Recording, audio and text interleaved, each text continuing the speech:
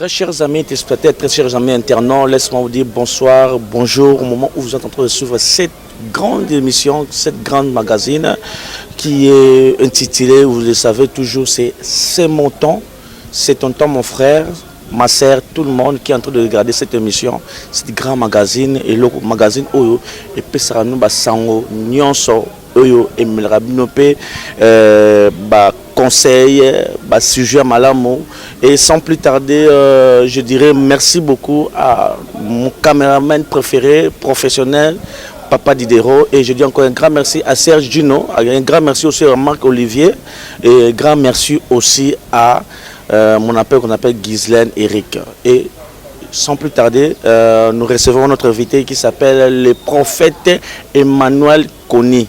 Donc, Yende de l'Ultropanza, Tokolobela, la vérité, ou Soussou, Yamboutoum, tous les gars quelque part. Donc, parce que nous avons bien été. Et maintenant, le sujet concernant les différents niveaux de prière. Et sans plus tarder, je reçois mon invité. Bonjour, prophète Emmanuel Koni. Bonjour, monsieur Christian. Je suis vraiment ravi à mon émission. C'est mon temps. Aujourd'hui, c'est le temps maintenant des prophètes Emmanuel Koni. Santé, madame. Oui, santé, madame Nangola Nzambe. Moi, j'aime beaucoup plus qu'on m'appelle frère.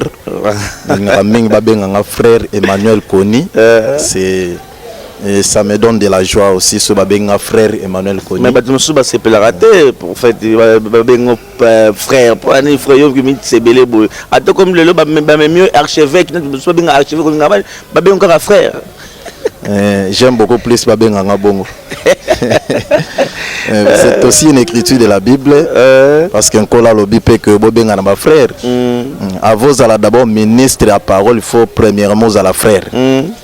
Parce qu'aujourd'hui, le cola théologie est bimi parce que nous nous disons que monter ministre à parole à kobi mana théologie té.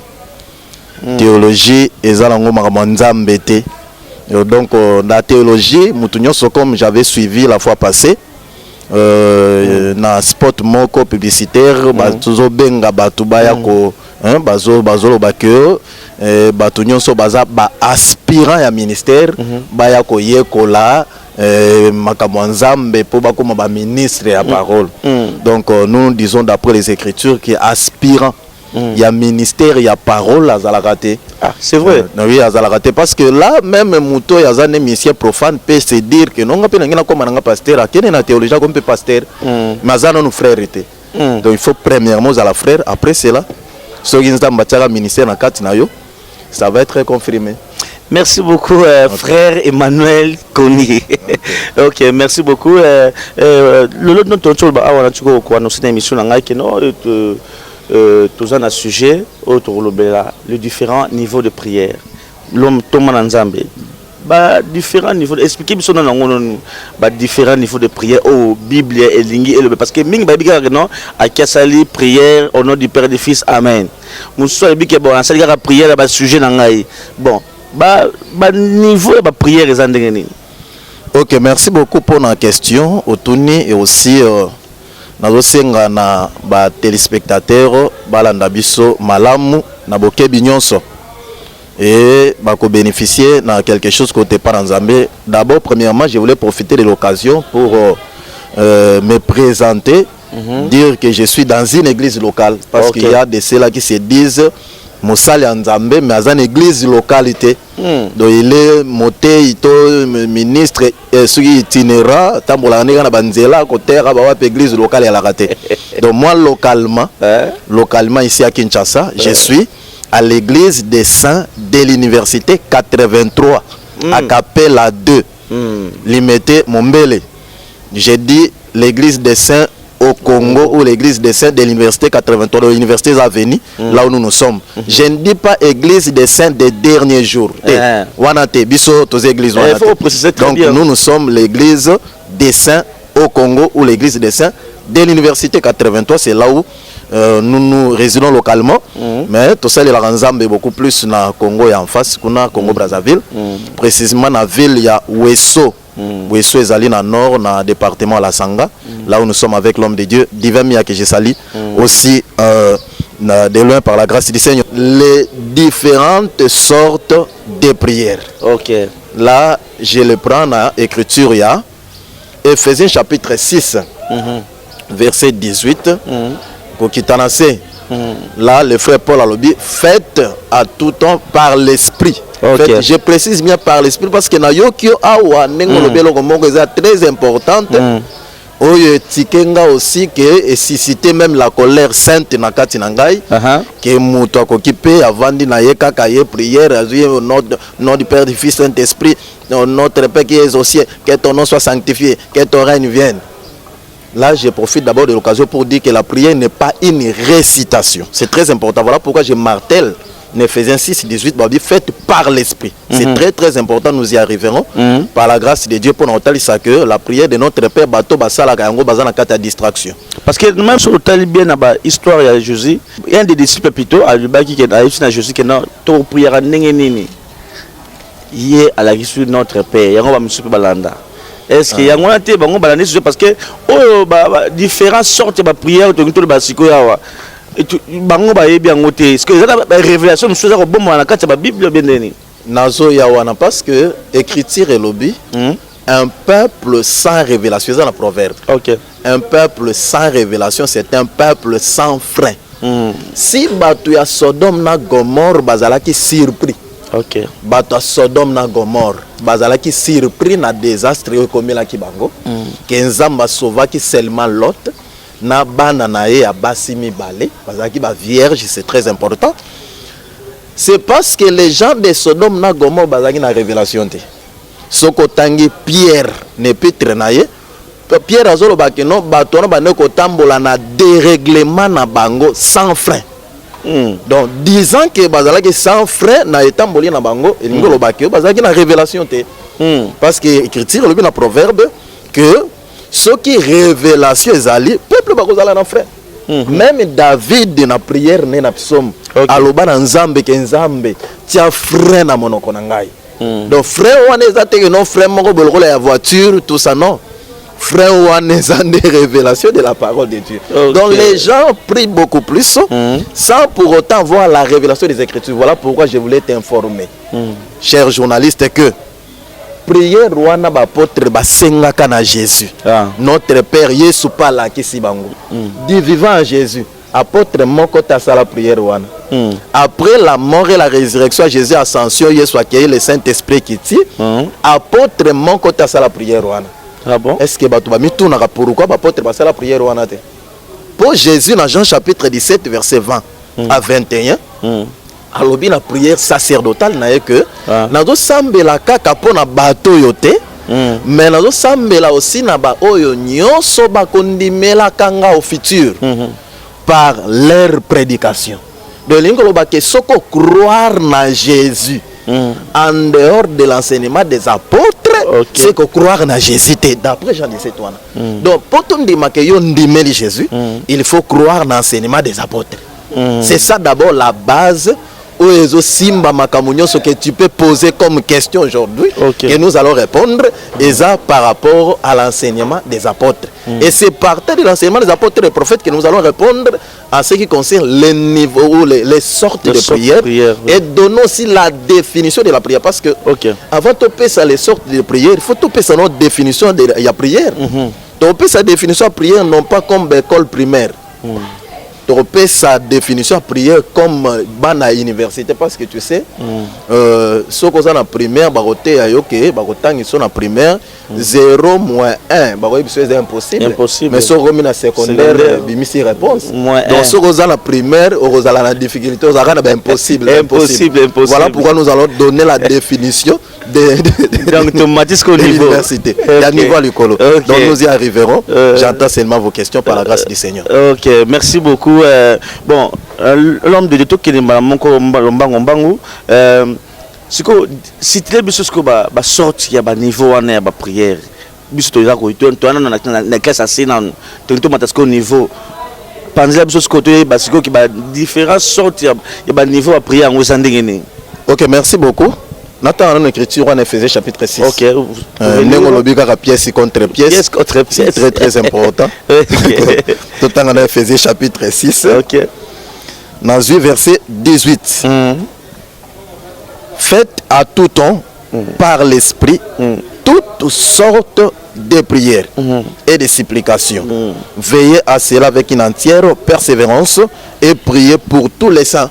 Donc ici l'écriture, le Bible sala natango nyonso na molimo lolenge nyonso yabalosam. Toutes sortes de prières. Cela veut dire, d'après cette écriture, il y a plusieurs sortes de prières.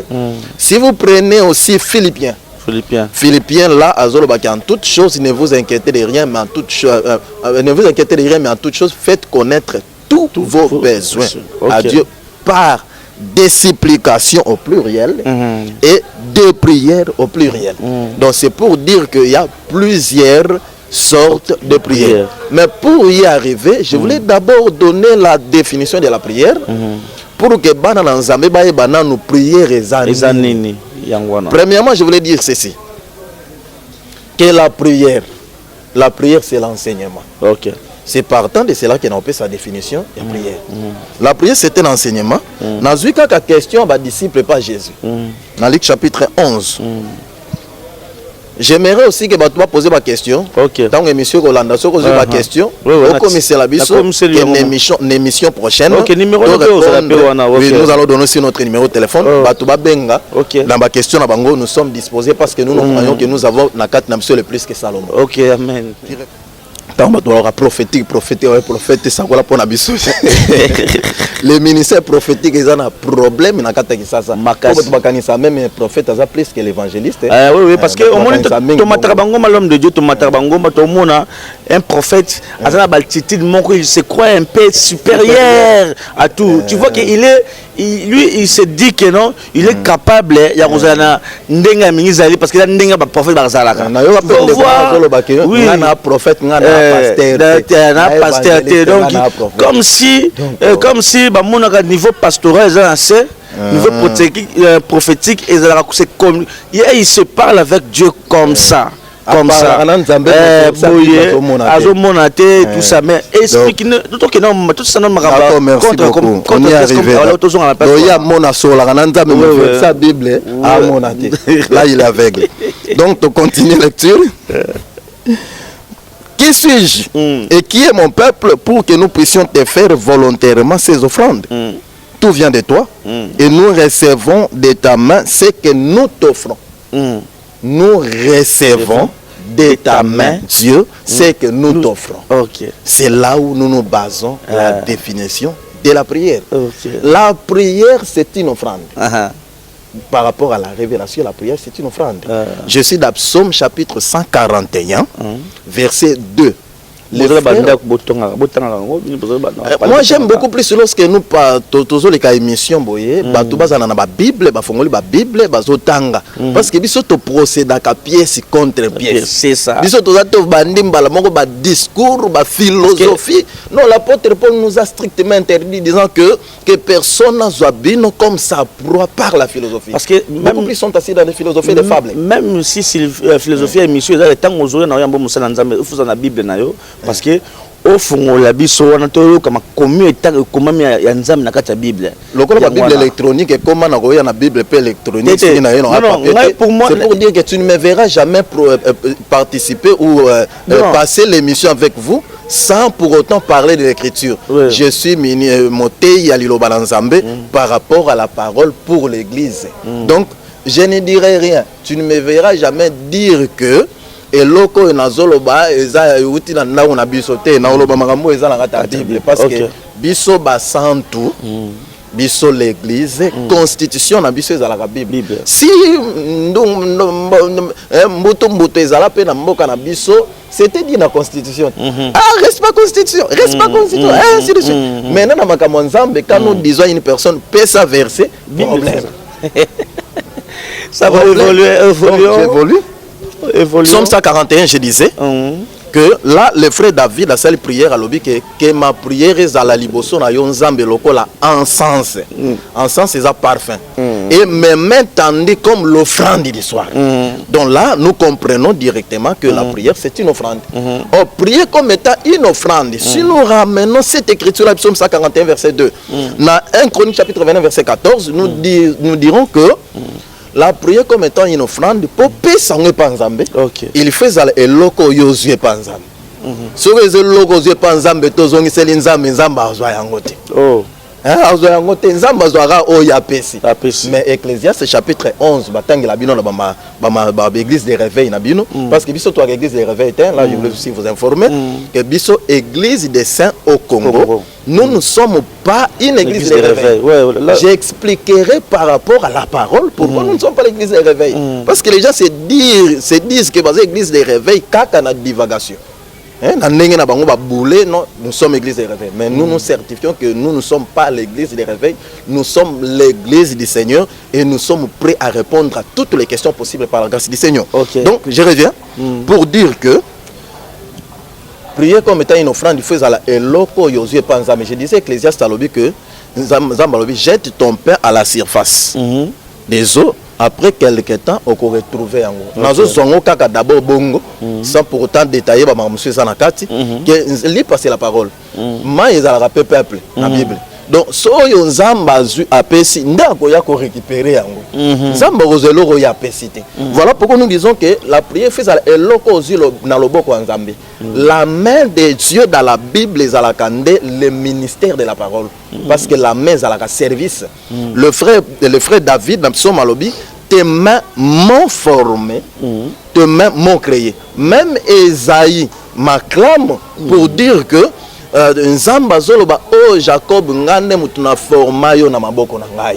Donc c'est pour dire que maboko est à la service. Ministère nga simplement le service.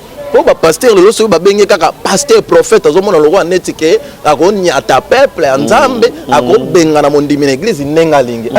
Oza serviteur na lingala tout en ngano na lingala moumbu donc ndenga na zabo moumbu na bino peuple Nzambe na moumbu na Nzambe siko moumbu azala ndeni so bino bwana moumbu na ndako na bino azala ndeni donc on se soumettre à besoin il y a peuple mais maintenant siko bino peuple ceux qui bosengi moumbu na Nzambe et loko on a comprendre te moumbu na Nzambe expliquer parce que biso toloba que le salaire lié à la compréhension ce que comprendre te faut toute la question l'église pasteur a on a comprendre te lingo la tsani mais na église à lelo o bobenga église de réveil wana ceux qui batuni pasteur question pasteur a sélégué mondim on le roi mongona naï mais oui ezala donc yo ye bien ngoma kamone ezala na ngo oui na on peut certaines églises aussi que bango yo otunanga motuna pour nga papa na yo bon otunanga motuna te parce que nga za na nyoso donc papa na ndako mwana na tuna question te donc prier les akozong sala Nzambe oyo ozié pas dans Nzambe. La main de Dieu c'est le ministère. Donc quand la personne écoute le ministère de la parole,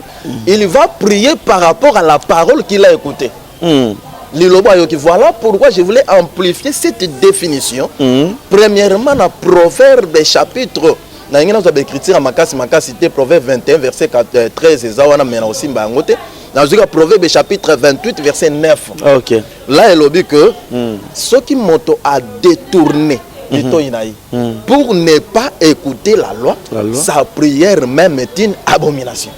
Donc d'après chrétien pour prier na yo za l'abomination il faut lito ina yo yoka. Pourquoi? Parce que on ressemble par rapport na oyo yoki. Ce qui est loko yoki to ressemble la. Voilà pourquoi ba ça la prière à récitation il y a perrocage. Donc passer azolo ba nandimi be nandimi de prière faite par l'esprit. Il faut l'esprit de peso maloba koloba ndenge Romains chapitre 8 elobi. C'est là où que je disais na yo que prière ezali malobo ozuye pa na Nzambe ozuye pa na loboko ya Nzambe qui est le ministère ndoko ozong sango pa na Nzambe kozong sango pa na Nzambe ezane koloba na Nzambe, c'est ça la prière, parler à Dieu. Prophète alors chapitre 9 est là pour répondre à cela que la Bible que Daniel priait, parlait à Dieu. Donc prière yangwana ko sambela ozolo bananzambe. OK, prophète Trozon alswana muto mutuna muke mais batuto que non à ça qui le sumo mais à quelle église à qui ko prier nzambe. Mais na yo ka lisusu natanga ka basa nzambe tozo ba que non soki muto a ça le sumo akota nanu église te il faut a réparer na nzambe na ye et puis tant encore si ça ko réparer na nzambe et akoza communication na ye wana pe ce que mbangu donc na yebite personne ko expliquer biso côté les andengene muto asali le somo natanga kala pour l'église et bandi na acte chapitre 2 hein.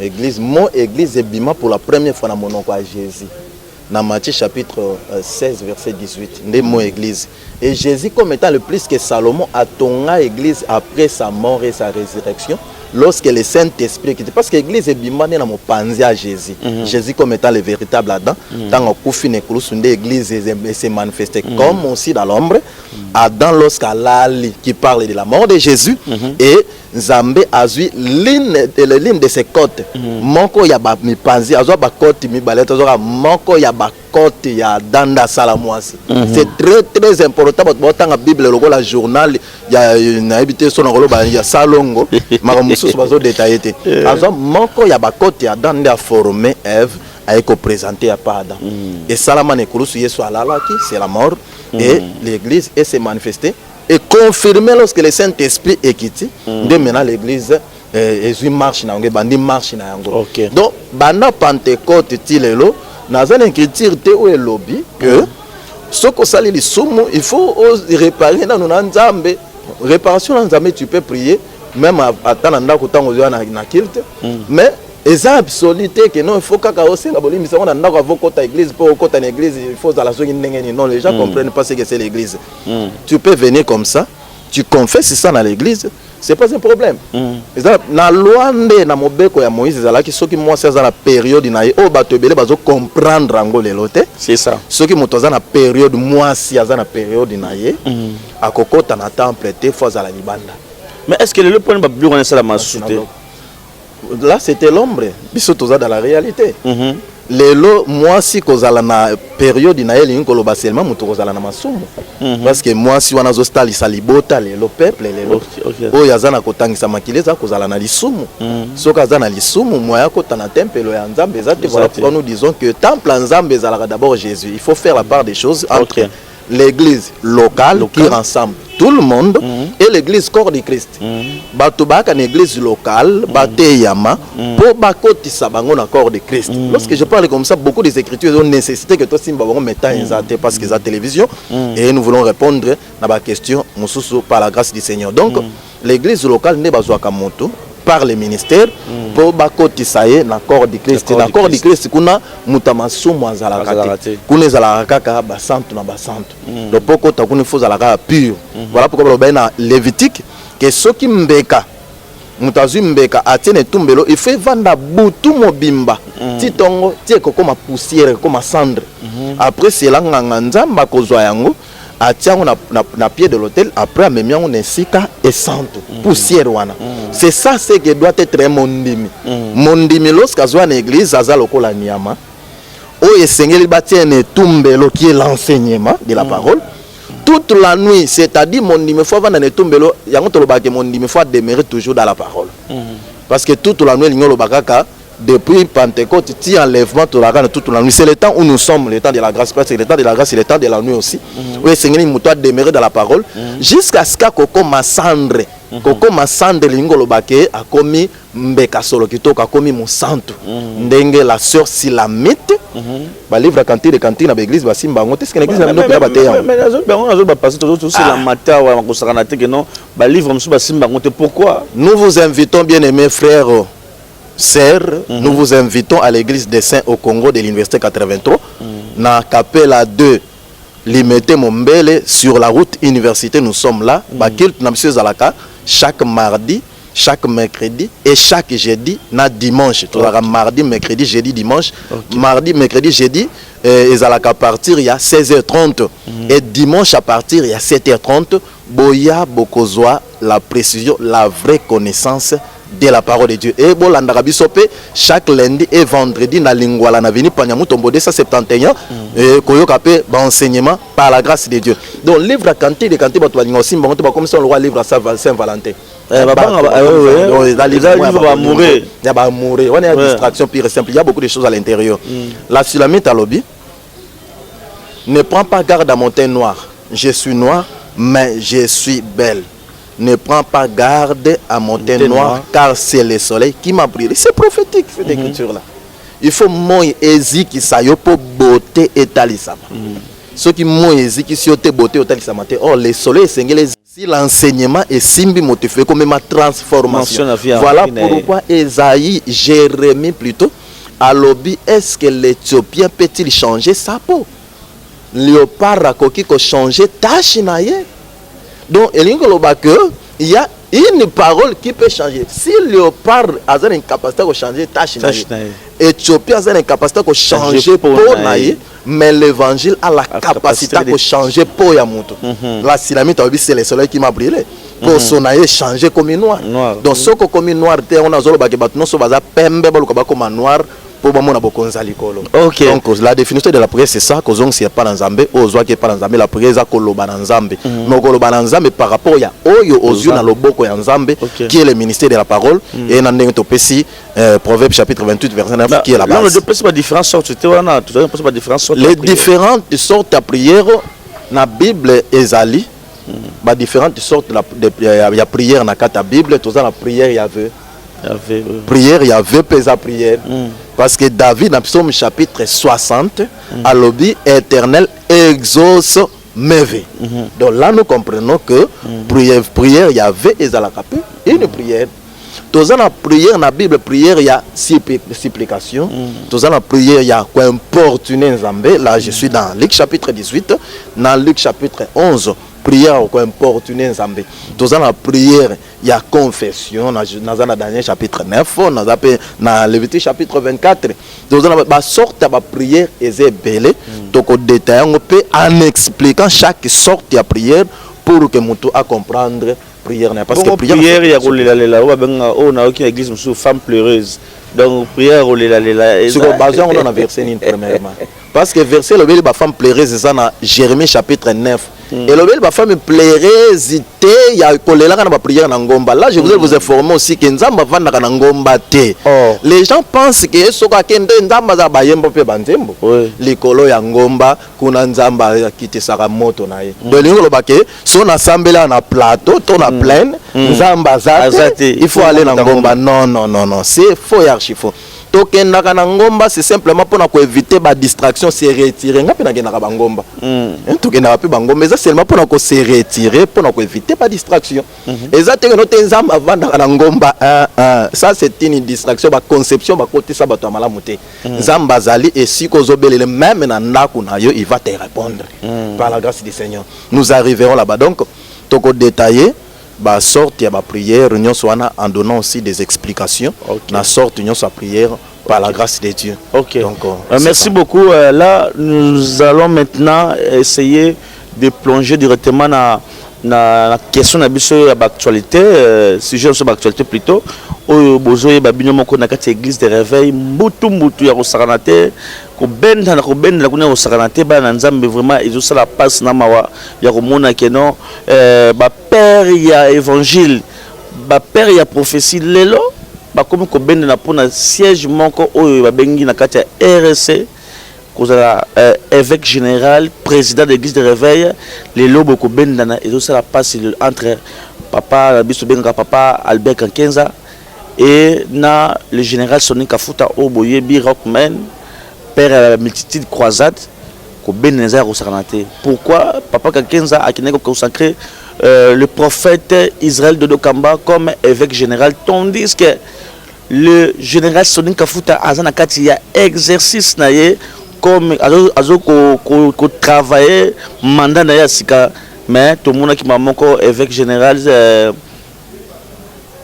tout le monde qui m'a moko évêque général nani Sonny Kafuta koleka a koloba passe na ya okaki ya komona que non Albert Kankenza directement aki ko bimisa comme nani prophète de Dokamba comme évêque général tandis que général Sonny Kafuta azalaki na toujours na mandat na ye prophète Emmanuel Koni oyo ki makambo ndenge nini tandis ko ki ba papa oyo kaka masango oyo yebi ki ba simbi Congo na kati évangélisation ya komona ke non mbutu oyo ko sala déclaration na yo ko sala déclaration na yo et ça qui on une pression na kati wana kati ya ba nomination wana so.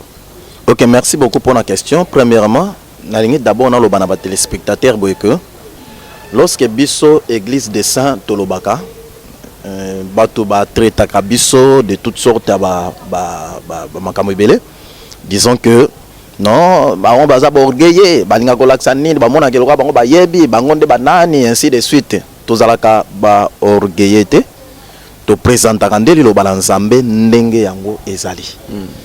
Donc c'est ça ce qui n'a pas par rapport il y a ba makambo nyonso na lobi bato ba traiter biso te que non désorgueillé toutes ces choses là non. Tozolo ba makambo Nzambe, si tu trouves que place au comprendre te, nous sommes humbles, tozaka na biso na problème te ko ya to kokuta na to solo là, tu peux appeler, nous allons te répondre to kokate le téléphone te. Même à toute une question na motif impire, à toute une ce qui na ndenge nous allons te répondre par la grâce du Seigneur. Donc c'est comme ça que nous sommes.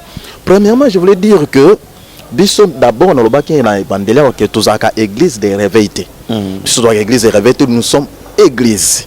Parce que l'église est là pour mutu moko aya kolamusa yango. Donc nous sommes église, tous un peuple à part. Tous la kati ya ba mangomba te.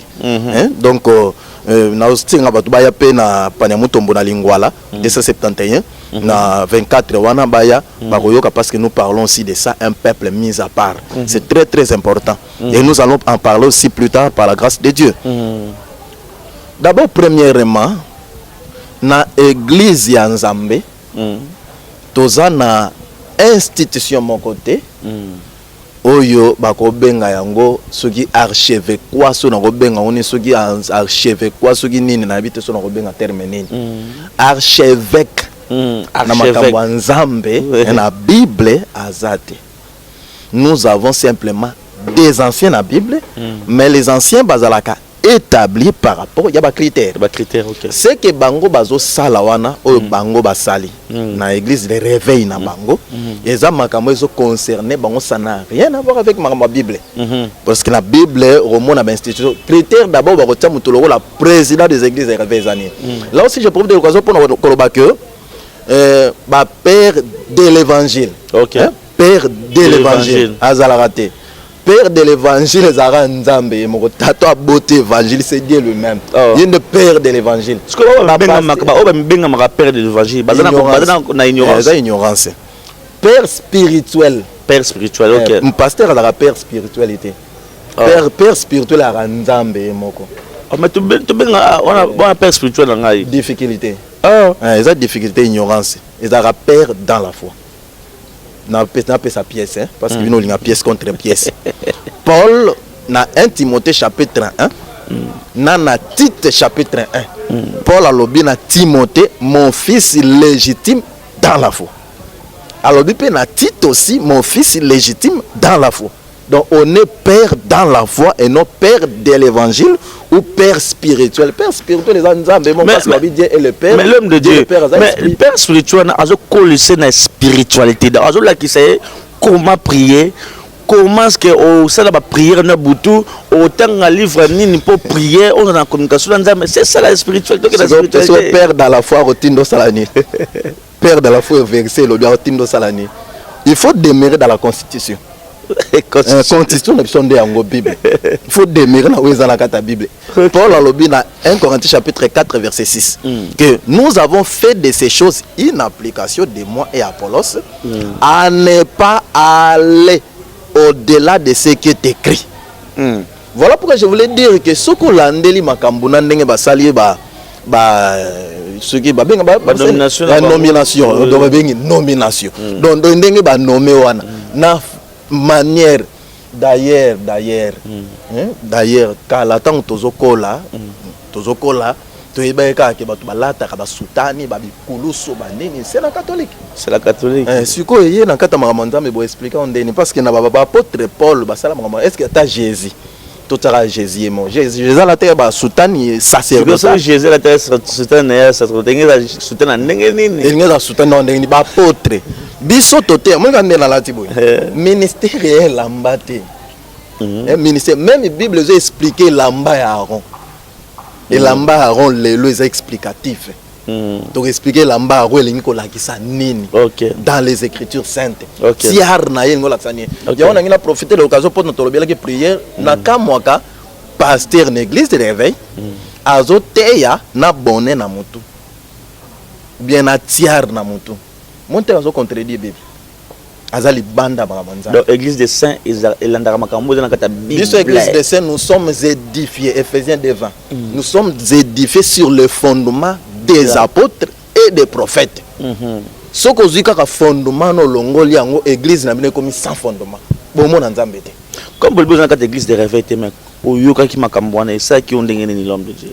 Bon, koyoka makambo wana na koyoka yango na ndenge ya bon moto, na ndenge ya Bible te po makambo wana wana kata Bible te. Na ndenge ya bon moto boye c'est pas sérieux. Il faut quand même na mona ka ndenge na sala ka constat ata mindele hein, to yebike ba mindele bana ba païen. Papa mais makambo nzoto bo senti moi sérieux muke hein na ba mindele na ba pays mususu Afrique pe na makambo nzoto bo moi sérieux muke hein donc ceux qui peut ba kotia ata moi sérieux muke na makambo ngo pour que affecter ba faiblesse ko zala pe malamu mingi parce que bien que za libanda makambo nzambe mais ba tia pe ata moi sérieux na kati c'est là où nous disons que écriture le Apocalypse que mon peuple sortait du milieu de et si ko liloba nzambe za solote babimaka oye si ko liloba nzambe a solo ezali église des saints oui ba makambo nzambe donc ba tia moi sérieux ça wana toli nazo pesa ba procéder na kozala sérieux parce que ngai en fait ngai en fait en particulier na sala ba examen mingi ba constat mi par rapport ya l'église des réveils wana ndeto président l'église des réveils qui représente l'église chez l'état na mona que impact nango penza te na ba pasteur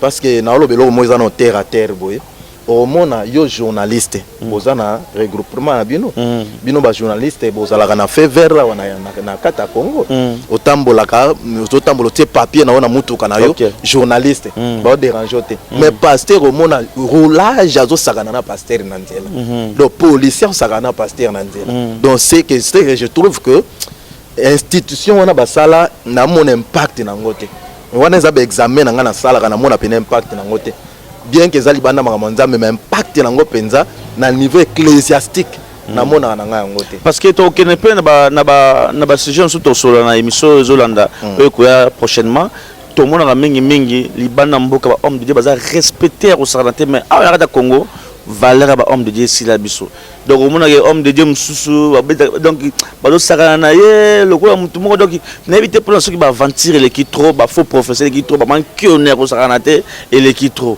donc ils ont moins pas psychologique to comme vraiment na suka ya ko poussa na suka la mission na l'homme de Dieu ba nzamba bazolanda osikoyo to tikilo 3 minutes wana oloba au pesa message clé au principe rendez-vous sur il y a émission ko yambala sima tokolo parce que nini o ko minute belé na ba question ba retourna awa concernant aussi na kati ya église de Saint au Congo.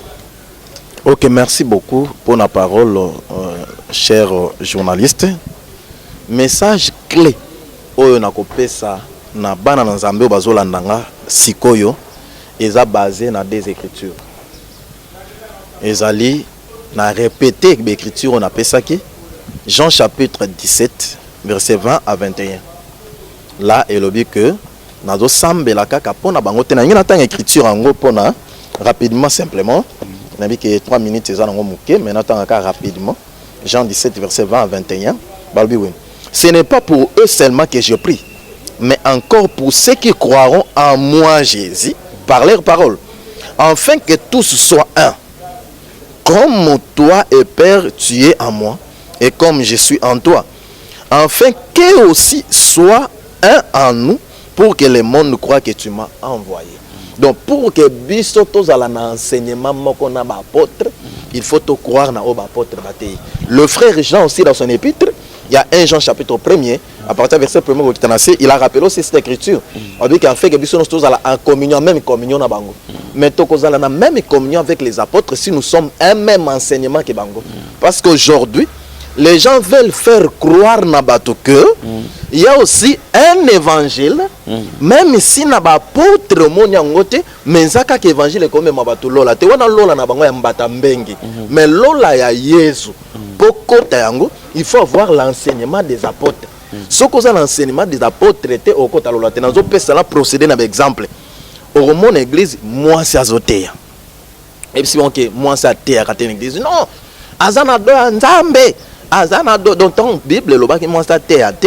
Donc vous verrez cette personne là a aussi Mbappé ba don spirituel même toi te ba don spirituel na te pe que moi ça te ate wana ndazo boa kazuka ba don spirituel pour embrier bana nzambe. Donc je voulais dire que ceux qui besoin demeurer l'enseignement des apôtres traités boza libanda ya makambo votre maison qui est l'église est sans fondement lorsque mon peuple koya. La deuxième écriture je donne c'est Ephésiens chapitre 2 verset 20. Nous sommes édifiés sur les fondements des apôtres. Édifier ces andako. Peuple basa une maison. Parce que lorsque nous parlons de l'église, nous voyons le peuple. Le peuple comme étant une maison, leur fondement c'est l'enseignement des apôtres. Si vous dites que bosa libota en zambe l'église et que fondement exact l'enseignement des apôtres exact c'est que bosa sans fondement. Donc voilà pourquoi on a invité Bino Bana en Zambé que Bobi Manabisika non so fausseté zali fondement des apôtres exact Boya Nalisanga Basantu et posez aussi vos questions. Nous sommes là disposés à vous répondre. Émission prochaine, j'espère que vous allez surpris dans le thème par la grâce du Seigneur. Numéro Nangai à téléphone et ça rappelle numéro WhatsApp. Il y a Awa d'abord na Kinshasa. Et allez plus 243 82 201 53 12 plus 243 82 201 53 12. Il y a Congo ya Ngambo, ils ont rappelé dans WhatsApp, ils allient plus 242 04 104 00 29 plus 242 04 104 00 29 et na pesimbo tepe na batata na nga ya kondima me père dans la foi parce que naza serviteur Melchisedek était nana batata na nga kondima na pesimbo te na pasteur Bruno Kabunda apôtre Kassi Kasanji pasteur docteur Kalo Kabunda docteur Jean-Pierre Moubenga docteur Blaise Konde pasteur Idriss Simbwania Basé Belé docteur Alain Zouzi Basé Belé Nzamba Pambola Bino et aussi mon frère Thierry Moenge où accompagné ngai les juifs et na pesipe maman Bijou moi d'Ingunza Mbote la c'est Sandrine Mbouyi Mbote ma nièce aussi qui a décroché son diplôme d'état na pesi Mbote avec 62% ravi miti Nzambe apambola aussi na Biskazali et ma mère biologique aussi Antoinette Ngasia Yemweni que le Seigneur abatela. OK, merci beaucoup Bolim ça pour moi débordement mukeba minti muke vraiment merci que bozala qui est belé à koyamba Rolanda biso na kati émission. Merci à vous tous qui étaient là en train de nous crier, il y a encourager biso émission malgré le combat, mais toujours persister, toujours là. Bientôt là chez vous, c'est HGTV. Bon, voilà, on va abonner, il y a raté. Et merci à tout le monde, merci à Papa Diderot, merci à Gino, merci à tout le monde. Et quant à moi, je vous dis vraiment au revoir et on se retrouve à la prochaine numéro. Bye bye.